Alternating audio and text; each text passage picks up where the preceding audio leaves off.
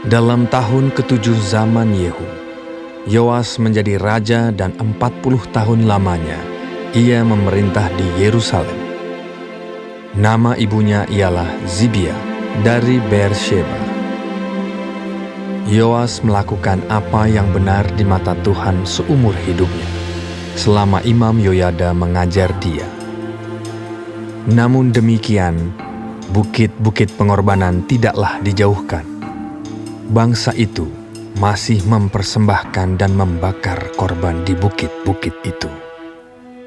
Berkatalah Yoas kepada para imam, segala uang yang dibawa ke dalam rumah Tuhan sebagai persembahan kudus, yakni uang masuk untuk pencatatan jiwa, uang tebusan jiwa menurut penilaian yang berlaku untuk seseorang, dan segala uang yang dibawa ke dalam rumah Tuhan karena dorongan hati seseorang, baiklah para imam sendiri menerimanya, masing-masing dari kenalannya, dan memakainya untuk memperbaiki yang rusak pada rumah itu, di mana saja terdapat kerusakan.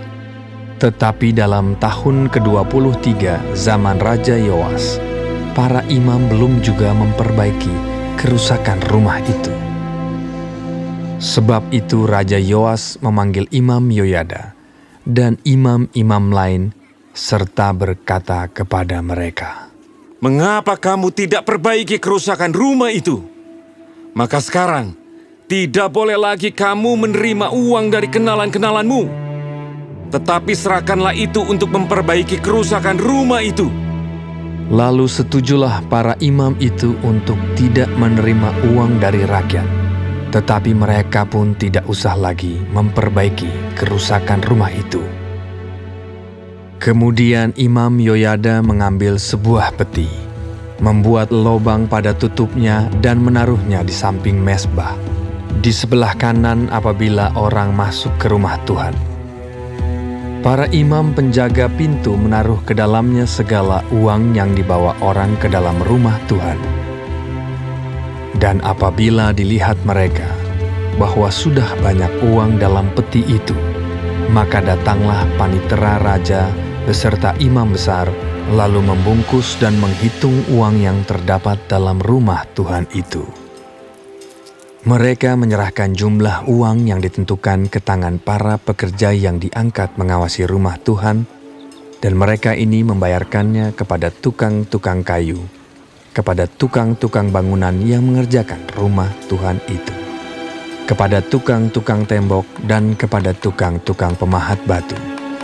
Mereka memakainya juga bagi pembelian kayu dan batu pahat untuk memperbaiki rumah Tuhan, dan bagi segala pengeluaran untuk memperbaiki rumah itu. Tetapi untuk rumah Tuhan tidaklah dibuat pasu perak, pisau, bokor penyiraman, nafiri, atau sesuatu perkakas emas dan perak dari uang yang telah dibawa ke dalam rumah Tuhan itu. Melainkan mereka menyerahkannya kepada para pekerja, supaya dipakai memperbaiki rumah Tuhan. Mereka kemudian tidak mengadakan perhitungan dengan orang-orang yang diserahi uang itu untuk memberikannya kepada tukang-tukang, sebab mereka bekerja dengan jujur. Tetapi uang korban penebus salah dan uang korban penghapus dosa tidaklah dibawa ke dalam rumah Tuhan. Semuanya itu adalah bagian para imam. Pada waktu itu majulah Hazael, Raja Aram. Diperanginya lah Gad dan direbutnya. Kemudian Hazael berniat menyerang Yerusalem.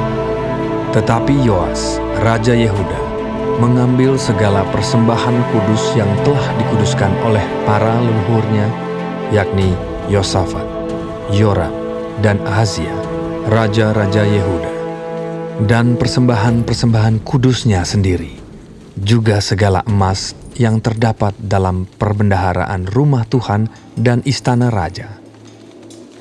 Dikirimkannya lah semuanya itu kepada Hazael, Raja Aram, maka tidak jadi lagi Hazael menyerang Yerusalem. Selebihnya dari riwayat Yoas dan segala yang dilakukannya, bukankah semuanya itu tertulis dalam kitab sejarah raja-raja Yehuda? pegawai-pegawainya bangkit mengadakan persepakatan, lalu membunuh Yoas di rumah Milo yang letaknya di penurunan ke Sila. Yozakar anak Simeat dan Yozabat anak Somer ialah pegawai-pegawainya yang membunuh dia. Lalu ia dikuburkan di samping nenek moyangnya di kota Daud. Maka Amazia, anaknya, menjadi raja menggantikan dia.